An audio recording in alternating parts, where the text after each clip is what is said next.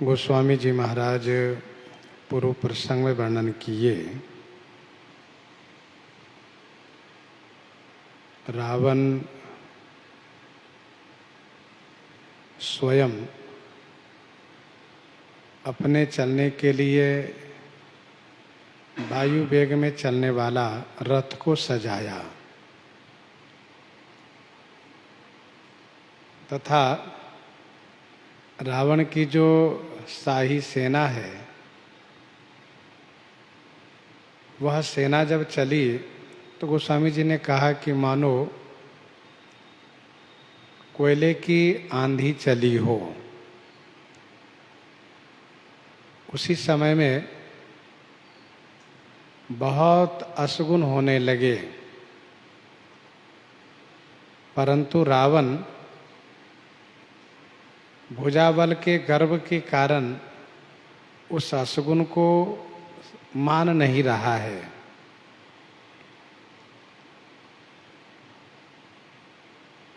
हाथ से हथियार गिर जाना, रथ से योद्धाओं को गिर जाना, हाथी और घोड़े को साथ से चिघार करते हुए भाग जाना, ये सब अशगुन है। गीदड़ है, गिद्ध है, कौवे है, गधे हैं, ये सब भयानक शब्द कर रहे हैं, कुत्ता बोल रहे हैं, उल्लू ऐसे बोल रहे हैं कि मानो काल के दूत बोल रहे हो। परंतु इन अशगुनों को रावण महत्व नहीं देता है। गोस्वामी श्री तुलसीदास जी महाराज कहते हैं कि ताहि की संपत्ति सगुन शुभ, सपने हो मन विश्राम, भूत द्रोहरत मोह बस, राम विमुख रति काम, राम विमुख रति काम। ताहि की संपत्ति सगुन शुभ, सपने हो मन विश्राम। ताहि की माने क्या? संपत्ति, सगुन, शुभ माने कल्याण, और स्वप्न में भी मन में विश्राम मिल सकता है, अर्थात नहीं। किसको? तो कहा भूत द्रोह रत मोह बस, राम विमुख रत काम। जो प्राणी मात्र से द्रोह कर रहा हो, मोह के वशीभूत हो, श्री राम से विमुख हो और रति काम अर्थात कामासक्त हो,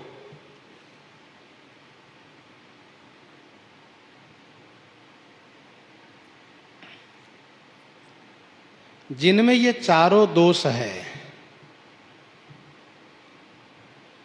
प्राणी मात्र से द्रोह करना, मोह के अधीनस्थ रहना, श्री राम जी से विमुख रहना और कामासक्त होकर के जीवन जीना, उन्हें स्वप्न में भी मन में विश्राम नहीं मिल सकता, न उनको संपत्ति मिल सकती, न सगुन न शुभ।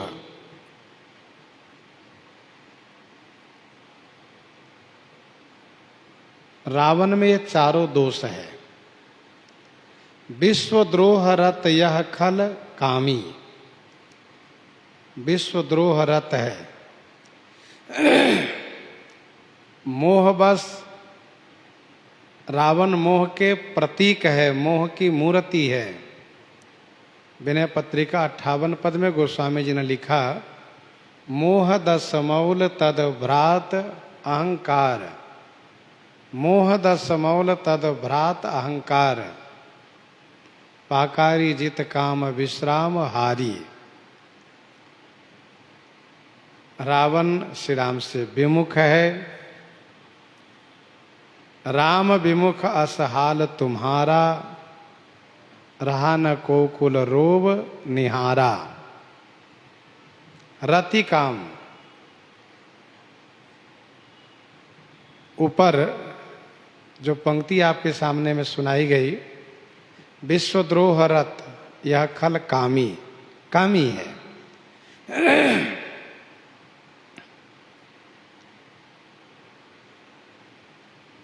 जो प्राणी मात्र से द्रोह करता है उसको संपत्ति नहीं मिल सकती।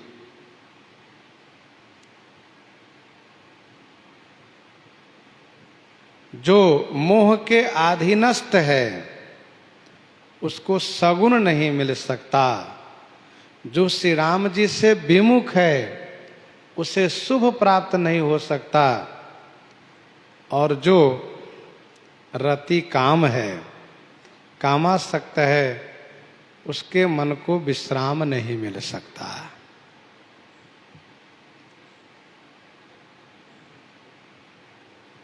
द्रोही कभी सुखी नहीं रह सकता। परद्रोही की हो ही निशंका। 14 भुवन एक पति होई, भूत द्रोह तिष्ठई नहीं सोई। चाहे वह जितना बड़ा अधिपति क्यों न बन जाए, उसे बहुत बड़ा स्वामित्व तो प्राप्त क्यों न हो जाए, परंतु उसके जीवन में उसकी स्थिरता नहीं रहेगी जो प्रभुता उसे प्राप्त होगी। मोह के बस होने से उसको सगुण नहीं मिल सकता। करहि मोह बस द्रोह परावा, संत संग हरि कथा न भावा। करहि मोह बस नर अघ नाना, स्वार्थ रत पर लोक न साना। श्री राम जी से विमुख है तो उसको कल्याण नहीं हो सकता। और जो कामासक्त है, शुभगति पाव की परत्रिय गामी। विभीषण जी महाराज ने कहा, जो आपन चाहे कल्याणा, सुजस सुमति शुभ गति सुख नाना। सो पर नारी लीलार गोसाई, तजौ चौथी के छंद किनाई।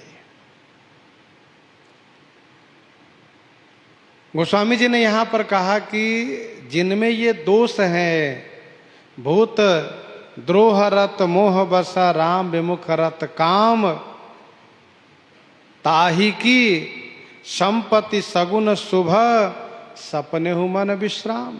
अर्थात नहीं मिल सकता। चले निशाचर कटक अपारा, चतुरंगिनी अनि बहुधारा। चतुरंगिनी अनि बहुधारा, चले निशाचर कटक अपारा। अपारा निशाचर कटक चले। चतुरंगिनी अनि बहुधारा। चतुरंगिनी अनि माने सेना की, बहुधारा माने बहुत श्रेणियां हैं। बहुधारा माने बहुत श्रेणियां हैं। चले वो निशाचर कटक अपारा, चतुरंगिनी अनि बहुधारा।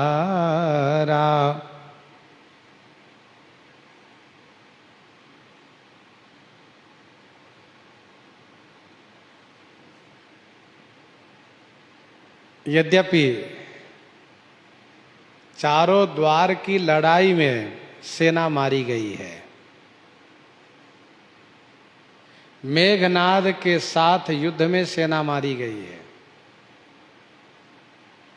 कुंभकर्ण सेना को लेकर के नहीं चला था, परंतु रावण सेना भेजता था और जो सेना युद्ध में आई वह मारी गई।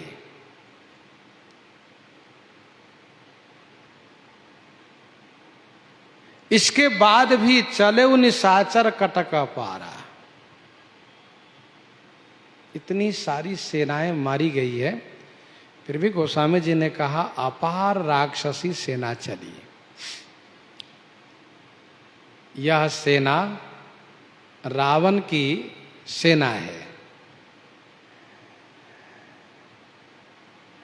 यह रावण की खास सेना है जिसको शाही सेना कहते हैं, शाही फौज। श्रीमद् वाल्मीकि रामायण में ऐसा वर्णन है कि अपार सेना चली, जिसमें 10 लाख रथ है, 10 लाख रथ है, 30 लाख हाथी है, 60 करोड़ घोड़े हैं और पैदल ऊंट गधे की संख्या नहीं गिनती की गई है, संख्या नहीं की गई है। 10 लाख रथ, 30 लाख हाथी, 60 करोड़ घोड़े और संख्यातीत यानी संख्या रहित गधे हैं, ऊंट है, पैदल है, ये सब चले हैं। चतुरंगनी अनि बहुधारा, चतुरंगनी अनि माने सेना की बहुत, धारा माने श्रेणियां हैं।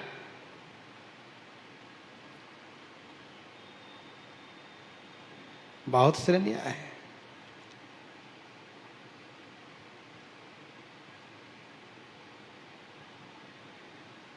अयुतम च नागा त्रिगुणी रथानाम लक्षैक योद्धा 10 लक्ष बाजिनाम पदाति संख्या खडत्रिंश लक्षानि अक्षोहनीताम मुनियो वदन्ति।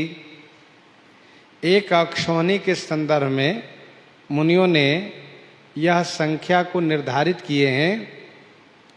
अयुतम च नागा 10,000 हाथी, 30,000 रथ, 1 लाख योद्धा, 10 लाख घोड़ा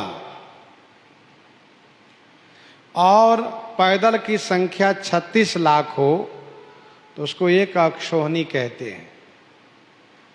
आयुतम च नागा त्रिगुणीम रथानाम लक्षैक योद्धा 10 लक्ष बाजीनाम पदाति संख्या खडत्रिंश लक्षानि अक्षोहनीताम मुनियो वदन्ति।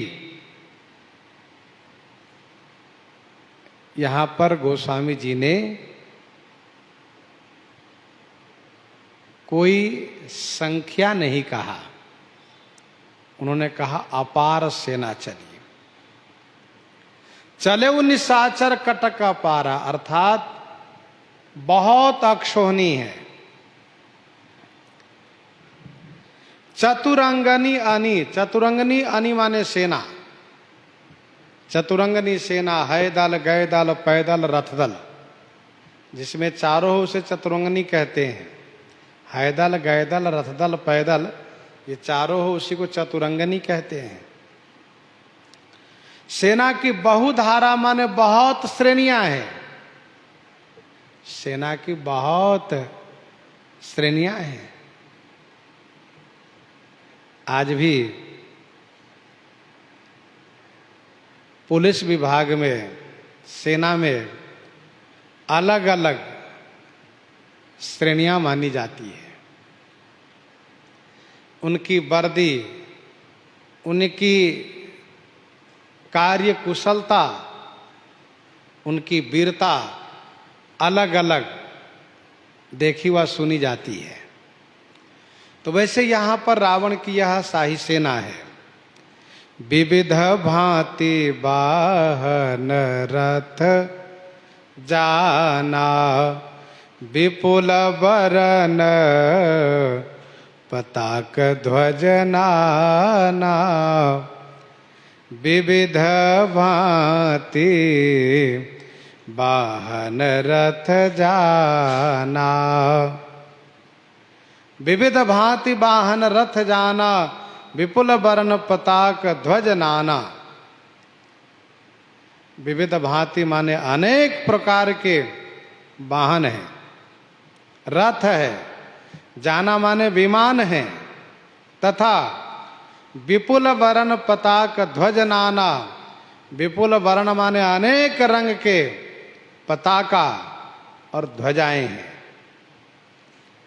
अनेक रंग के अनेक ध्वजा और पताका है। विविध भांति वाहन रथ जाना, अनेक प्रकार के वाहन, रथ और विमान है। बहुत रंग के विभिन्न ध्वजा पताका है। ध्वजा पताका से यह समझा जाता है कि यह अमुक सेनापति की सेना है, अमुक ध्वजा के नीचे इतनी संख्या में सेना है। तो अनेक रंग के ध्वजा पताका है।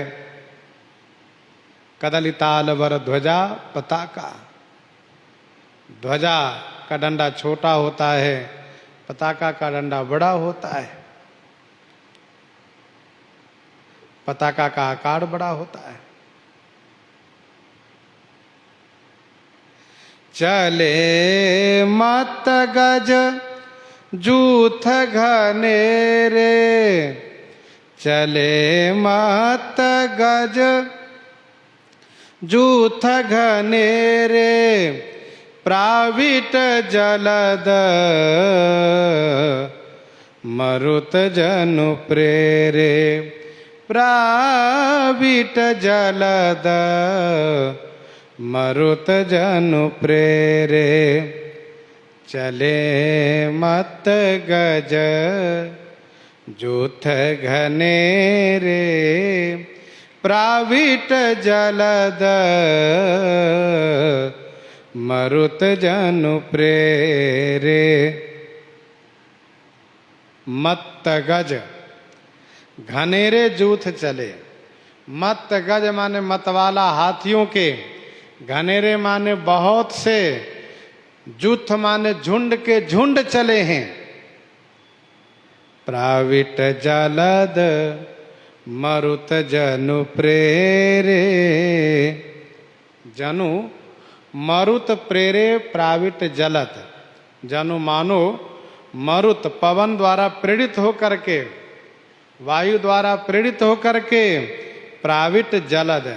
प्राविट माने बरसात के बादल, बरसात के मेघ चल रहे हो। चले मत गज जूथ घनेरे। वर्षा ऋतु के बादल काले होते हैं, वैसे ही ये काले काले राक्षस तथा काले ही हाथी है। चले मत गज, मतवाला हाथियों के बहुत से झुंड के झुंड चले हैं, मानो काली घटा हो, काले बादल हो। मरुत जनु प्रेरे, बरसात काल में हवा की प्रेरणा से बादल आकाश में चलते हैं। कवहु प्रबल बह मारुत, कवहु प्रबल बह मारुत, जहां तहां मेघ बिलाही। वैसे ही यहां पर रावण द्वारा प्रेरित होकर के यह सेना चली है। बरन बरन विरुदैत निकाया, समर सूर जानहि बहुमाया। बरन बरन विरुदैत निकाया, वरण वरण बिरदैत निकाया, समर सूर जानहि बहुमाया। वरण वरण माने रंग बिरंग के, बिरदैत माने बाना बंद, निकाया माने समूह है। वरण वरण माने रंग बिरंग के, समूह बाने बंद है। अर्थात अलग अलग रंग की वर्दियां हैं इन सैनिकों की। समर सूर, समर में सूर है। समर अर्थात युद्ध भूमि के लिए सूरवीर हैं। जानहि बहुमाया, बहुमाया जानहि, बहुत से माया जानते हैं। समर सूर जानहि बहुमाया, बरन बरन बीर दैत निकाया। इन सब का पहचान अलग अलग है, बाने बंद से, वर्दियों से। और ये सब युद्ध में पराक्रम दिखाने वाले हैं। समर सूर, समर युद्ध में सूरवीर हैं ये लोग। सूर समर करनी करही, कहीं न जनावही आप। सूर समर करनी करही, कहीं न जनावही आप। ऐसे हैं ये, बहुत माया जानते हैं। ये सब बड़े मायावी हैं। काम रूप जाने सब माया, काम रूप जाने सब माया, सपने हो जिनके धर्म न दाया। समर सूर जानहि सब माया, अति विचित्र वाहनी विराजी। वीर बसंत सेन जनु साजी, वीर बसंत सेन जनु साजी। अति विचित्र वाहनी विराजी, अति विचित्र वाहनी विराजी। अति विचित्र वाहिनी विराजी माने सुशोभित है। वीर बसंत सेन जनु साजी, वीर बसंत ने मानो अपनी सेना सजा दिया है। अति विचित्र वाहनी विराजी, वीर बसंत सेन जनु साजी। विचित्र वाहिनी है। एक वाहिनी में 81 हाथी, एक वाहिनी में 81 हाथी, 81 रथ, 243 घोड़े, 405 पैदल हुआ करते हैं एक वाहिनी में। 81 हाथी, 81 रथ, 243 घोड़े और 405 पैदल एक वाहिनी में होते हैं। अति विचित्र वाहिनी विराजी, अति विचित्र वाहिनी विराजी माने सुशोभित है। वीर बसंत सेन जनु साजी, बसंत वीर ने मानो अपनी सेना सजा रखा हो।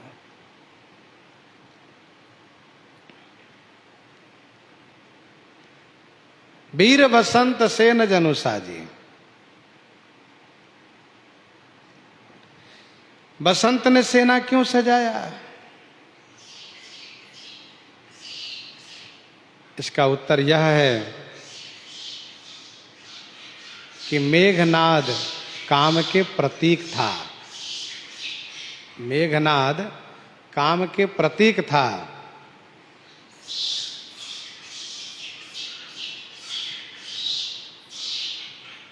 मेघनाद मारा जा चुका है।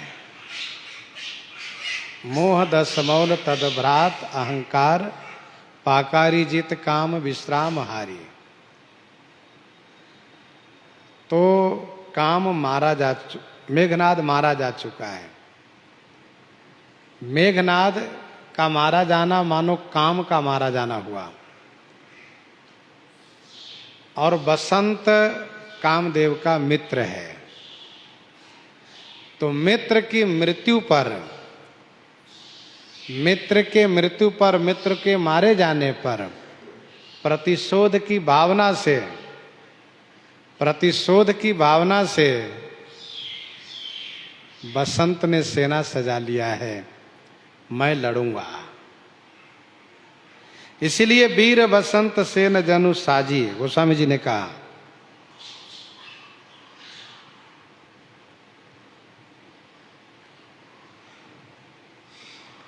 बसंत सेना को गोस्वामी जी ने अरण्य कांड में भी वर्णन किया है।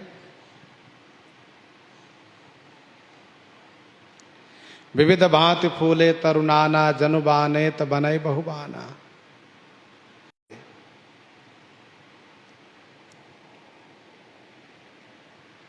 लक्ष्मण देखत काम अनीका, रही धीर तिनकई जगली का।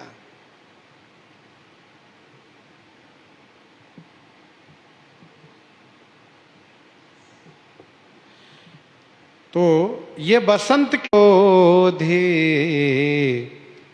कुधर डगमगहि क्षुभित पयोधि कुधर डगमगहि चलत कटक दिग सिंधुर डगहि।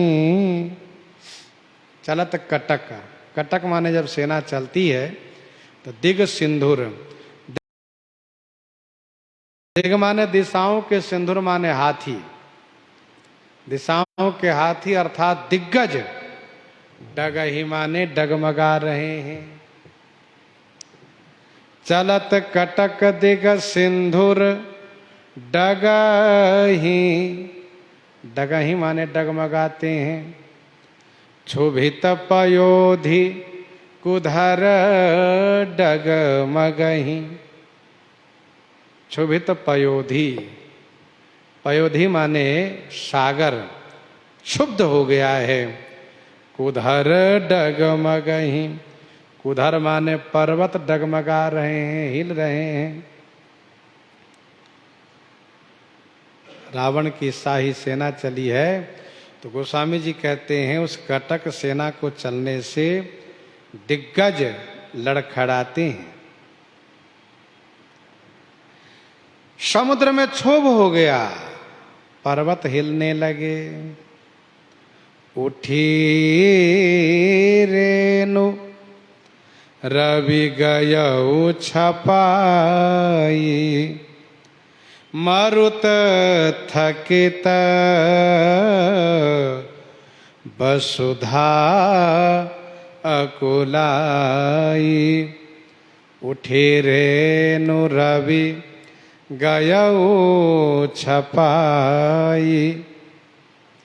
उठी रेणु रवि गयौ छपाई, मरुत थकित वसुधा कुलाई। उठी रेणु,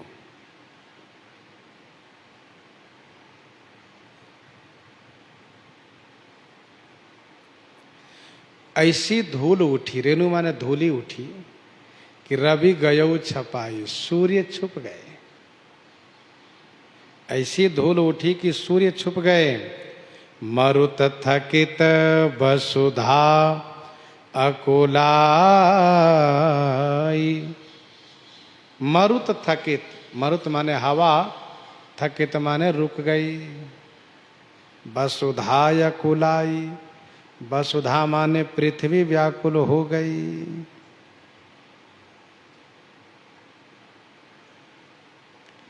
उठी रेणु रवि गयौ छपाई। सेना के चलने से, सैनिक के पांव के ठोकर लगने से ऐसी धूल उठी है कि उसमें सूर्य छुप गए, हवा रुक गई, पृथ्वी व्याकुल हो गई। पृथ्वी का एक नाम वसुधा है। क्यों? का वसु नाम धन को जो धारण करती हो वह वसुधा। धन को धारण करने से पृथ्वी का नाम वसुधा है।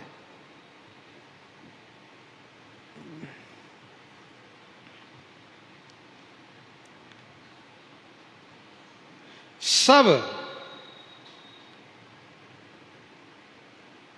तत्वों में क्षोभ उत्पन्न हो गया है। सब तत्व अर्थात पांचों तत्वों में क्षोभ उत्पन्न हो गया है। चलत कटक दिग सुंदर सिंधुर डगही पृथ्वी तत्व। चलत कटक दिग सिंधुर डगही से पृथ्वी तत्व। क्षुभित पयोधि, क्षुभित पयोधि से जल तत्व। उठी रेणु रवि गयउ छपाई, रवि गयउ छपाई से अग्नि तत्व। मरुत थकित हवा बंद हो गई से वायु तत्व, हवा तत्व।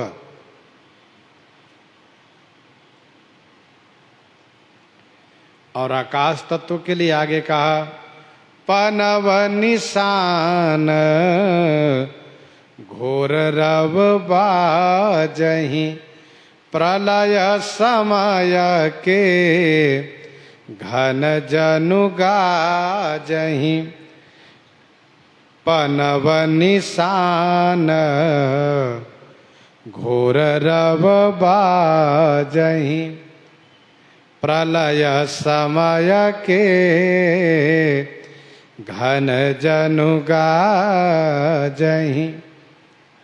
पन माने ढोल, निशान माने नगाड़े, घोर रव बाजही भयानक शब्द में बज रहे हैं। पनव निशान घोर रव बाजही, ये आकाश तत्व। प्रलय समय के घन जनु गाजही, जनु मानो प्रलय समय के, प्रलय काल के घन माने मेघ, गाजही माने गरज रहे हैं। अर्थात ढोल नगाड़े ऐसे बज रहे हैं, ऐसे कठोर शब्द में बज रहे हैं, ऐसी आवाज हो रही है कि लगता है प्रलय काल का मेघ गरज रहा है। अर्थात प्रलय होने वाला है ऐसा महसूस होने लगा। प्रलय समय के घन जनु गाजही पनव निशान घोर रव बाजही प्रलय समय के घन जनु गाजही। श्रीमद् भागवत महापुराण के 12 स्कंद के 4थे अध्याय में 4 प्रकार के प्रलय का वर्णन किया गया है। एक प्रलय वह जो नित्य होता है, हमेशा प्रलय होता रहता है, जन्म मरण हमेशा चलता रहता है। जो मरण हो रहा है प्रलय ही तो है, ये हमेशा चलता है।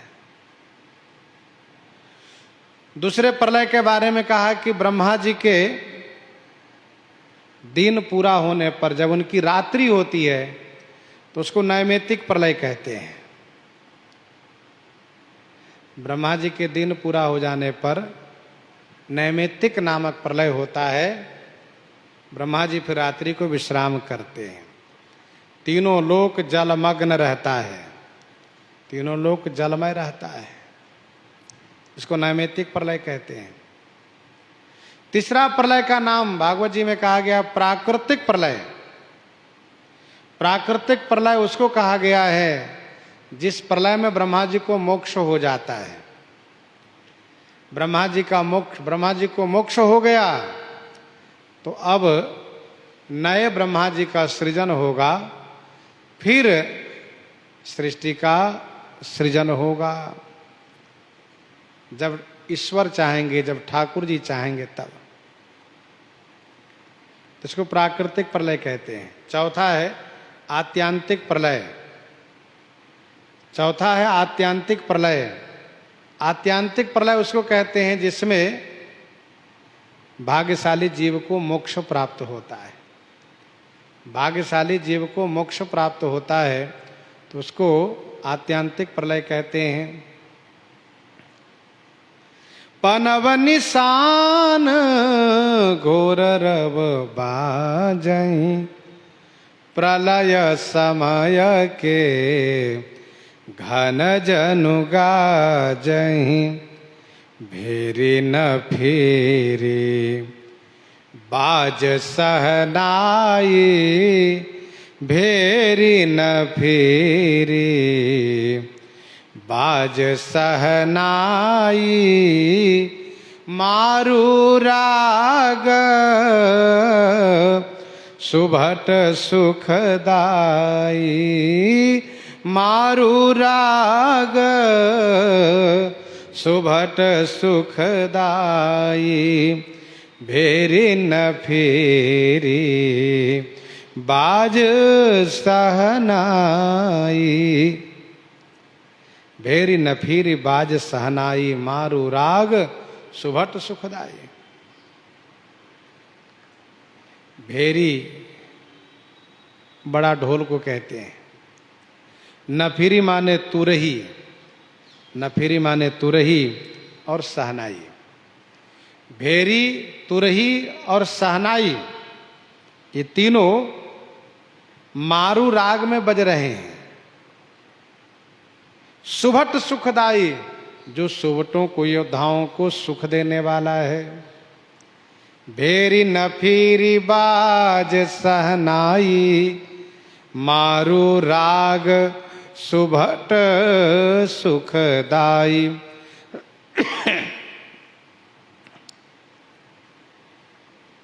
मारू राग में बजाए जा रहे हैं जिनसे योद्धाओं को सुख प्राप्त होवे। मारू राग सुभट सुखदाई, भेरी नफीरी बाज सहनाई। मारू राग के बजने से योद्धाओं को उत्साह बढ़ता है। कायरों को बहुत परेशानी होती है। भेरी नफीर बाज सहनाई, जैसे बाज ही ढोल निशान जुझाऊ, सुन धुनि होई भट निमन चाऊ। बाज ही भेरी नफीर अपारा, सुनि कादर उर जाहि दरारा। कायरों की छाती फटती है, वीरों को उमंग प्राप्त होता है। गोस्वामी जी उधर की बात कह करके अब इधर की बात कहते हैं कि हरि नाद वीर सब करहीं, निज निज बल पौरुष उच्चरहीं। के हरि नाद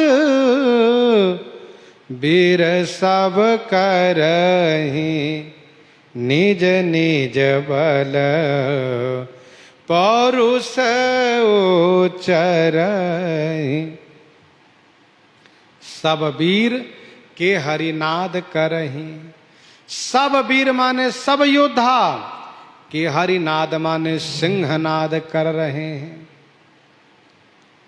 निज निज बल पौरुष उच्चरहीं। निज निज बल माने अपने अपने बल को और पुरुषार्थ को उच्चारण कर रहे हैं कि हरिनाद।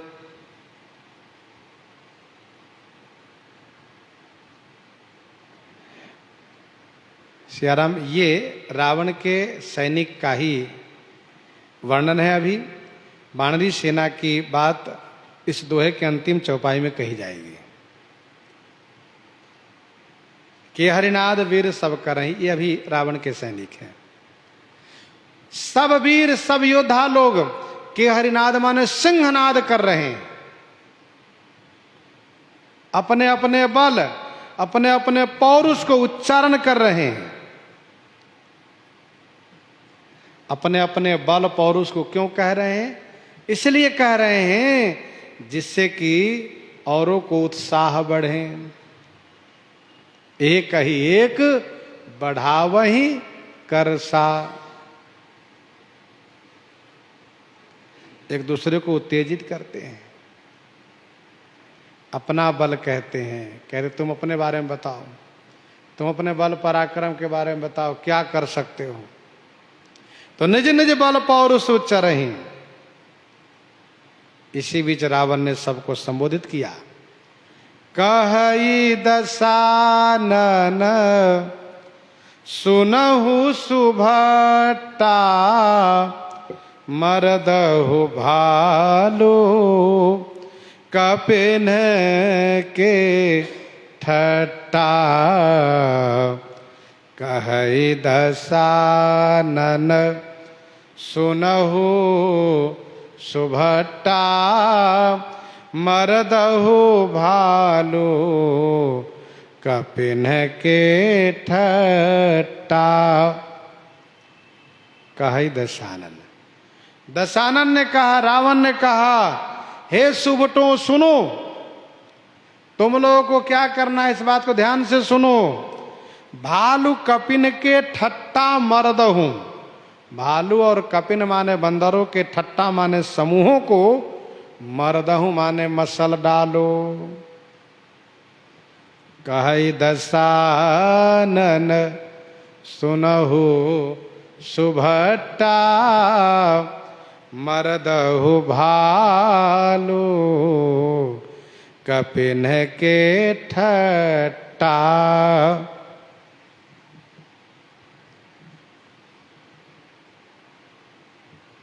कहि दसानन सुनहु सुभट्टा मरदहु भालू कपिन कई ठट्टा।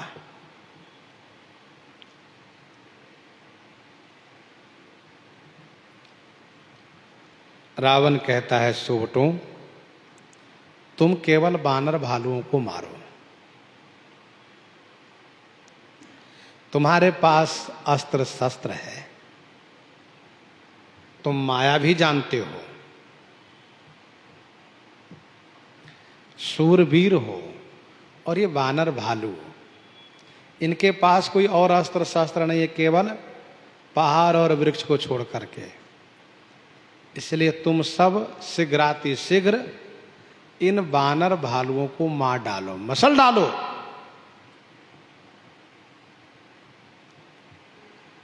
और मैं हाउ मारी हूं भूप दो भाई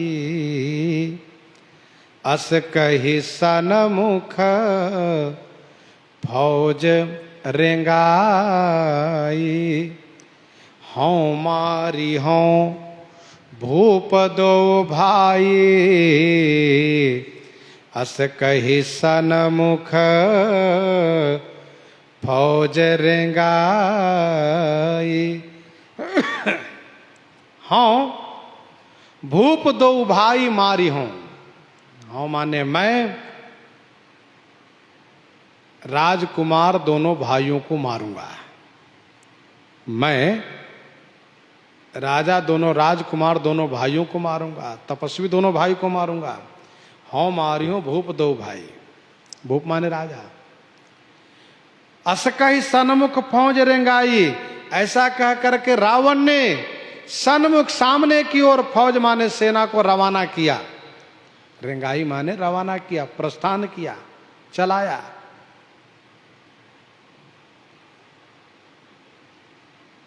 तुम लोग केवल वानर भालुओं को मारोगे, इन दोनों राजकुमार को मैं मारूंगा। श्रीमद् वाल्मीकि रामायण में तो सेनापति से ये कहा कि यदि तुम लोग इन दोनों तपस्वी को नहीं मार सके, तुम लोग यदि इन दोनों तपस्वी को नहीं मार सके तो मैं तो कल इनको मार ही दूंगा। मानस जी की कथा में रावण कहता है तुम लोग केवल वानर भालू को मारो, इन दोनों राजकुमारों को मैं मारूंगा। ऐसा कह करके फौज माने सेना को, रेंगाई माने चला दिया, प्रस्थान किया।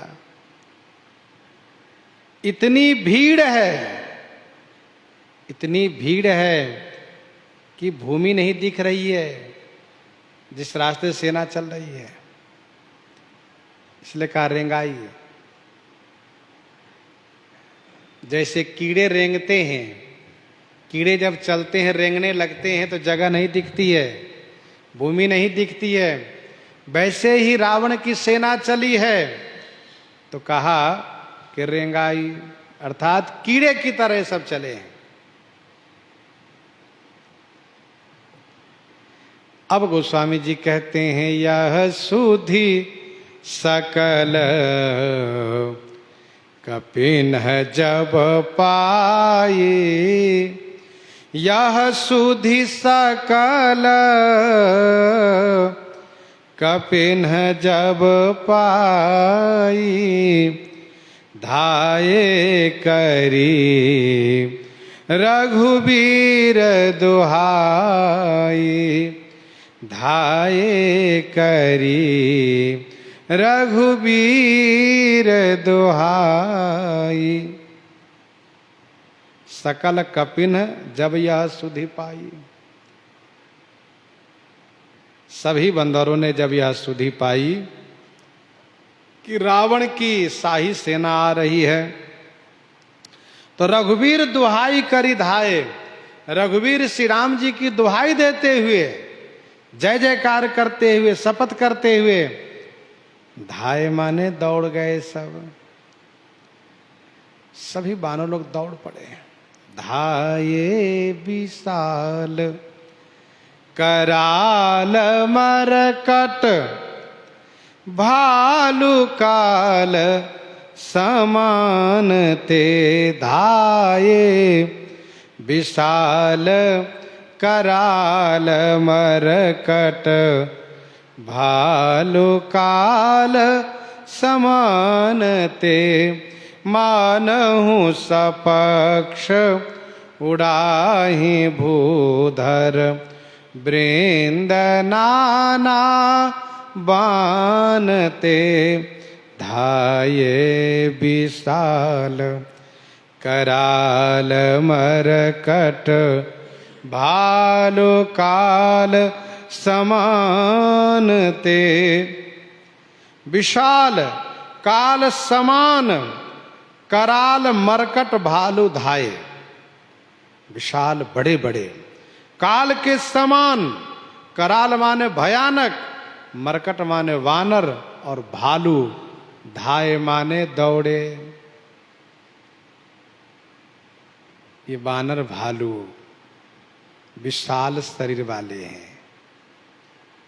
राम कृपा बल पाई कपिंदा, भय पक्ष जुत मनहु गिरिंदा। तथा काल के समान कराल हैं, भयानक है। धाये माने दौड़े। मानहु सपक्ष उड़ाहि भूधर, वृंद नाना बानते, मानहु सपक्ष उड़ाहि भूधर, वृंद नाना बानते। मानहु नाना बानते, सपक्ष भूधर वृंद उड़ाही। मानहु मानो नाना बानते, नाना बान माने अनेक रंग के, बान माने रंग, क्योंकि वानर सैनिक 4 रंग के हैं, लाल पीत श्वेत श्याम। तो गोस्वामी जी ने कहा नाना बानते माने अनेक रंग के मानो अनेक रंग के, सपक्ष माने पंख युक्त, भूधर माने पर्वत, वृंद माने समूह, पर्वत समूह उड़ रहे हैं। ये बानर भालू ऐसे चल रहे हैं कि मानो अनेक रंग बिरंग के सपक्ष पर्वत समूह उड़ रहे हैं। श्री राम जी की कृपा से ये वानर लोग पंख युक्त पर्वत के समान हो गए हैं। राम कृपा बल पाई कपिंदा, भय पक्ष जुत मनहु गिरिंदा। नख दसन शैल महाद्रुमायुध,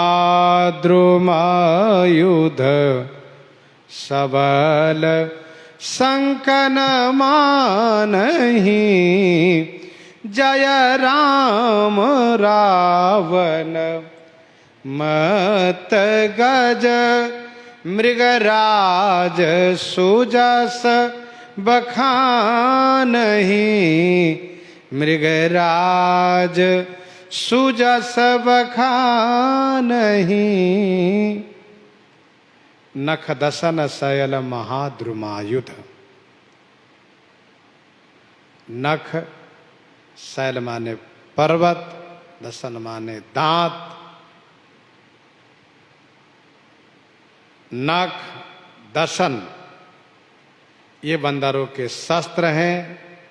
शैल माने पर्वत, महाद्रुम माने महान वृक्ष, बड़े बड़े वृक्ष, ये इनके अस्त्र हैं। आयुध माने हथियार। नख, दांत, पर्वत और बड़े बड़े वृक्ष, यही इनके आयुध माने हथियार हैं। बानर भालू सबल हैं, बानर भालू सबल हैं, इसलिए संकन मानहि। आसुरी सेना की शंका नहीं मानते, शंका नहीं करते हैं, डरते नहीं हैं। जय राम रावण मत गज, मृगराज सुजस बखानहि। जय हो। बानर भालू कह रहे हैं जय हो। रावण रूपी मत्त गज के लिए श्री राम रूपी मृगराज की जय हो, ऐसा कहते हुए सुजस बखानहि, सुजस का बखान करते हैं। जय राम रावण मत्त गज, मृगराज सुजस बखानहि।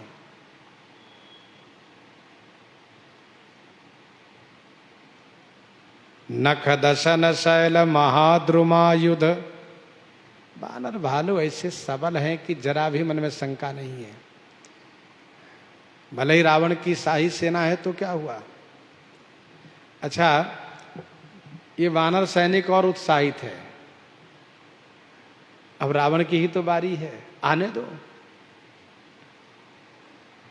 कह रहे हैं श्री राम रूपी मृगराज, जो रावण रूपी मत्त वाला हाथी के मस्तक को विदीर्ण करने वाले हैं, जय जयकार कर रहे हैं, श्री राम जी के सुजस का बखान कर रहे हैं। जयति राम जय लक्ष्मण, जय कपीस सुग्रीव। जयत्यति बलो रामो, लक्ष्मणश्च महाबलो। राजा जयति सुग्रीवो, राघवेणाभिपालितः। कवितावली उत्तरकांड 112, 13, 14 पद में गोस्वामी जी ने लिखा है, जय ताड़ुका सुबाहु मथन, मारीच मानहर। तो वानर भालू श्री राम जी के जस को बखान कर रहे हैं। दूहु दिशि जय जयकार करी, दूहु दिशि जय जयकार करी, निज निज जोरी जानी, भीरे बीरयित राम ही, उतरावन ही बखानी। दूहु दिशि जय जयकार करी, दोनों तरफ से जय जयकार करते हुए श्री राम दल और रावण दल, श्री राम जी की सेना, रावण की सेना, दोनों सेना जय जयकार करती हुई निज निज जोरी जान, ये सुभट लोग अपने अपने जोरी को देख करके इत राम और उत रावण, इधर श्री राम जी को उधर रावण को बखान करते हुए अपनी अपनी जोरी जान करके भीर गए। भीरे सकल जोरिन सन जोरी, इत उत जाया इच्छा नहीं थोरी, इत उत जाया इच्छा नहीं थोरी।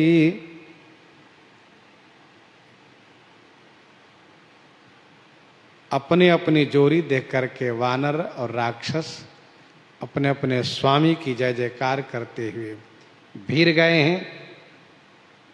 विभीषण जी महाराज ने देखा सबकी जोरी तो समझ में आ रही है, परंतु श्री राम जी और रावण की जोरी समझ में नहीं आ रही है।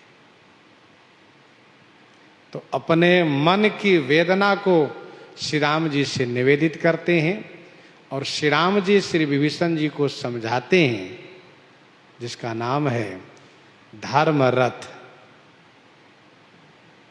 तो यह प्रसंग जो प्रारंभ होगा इसको हम कल श्रवण करेंगे।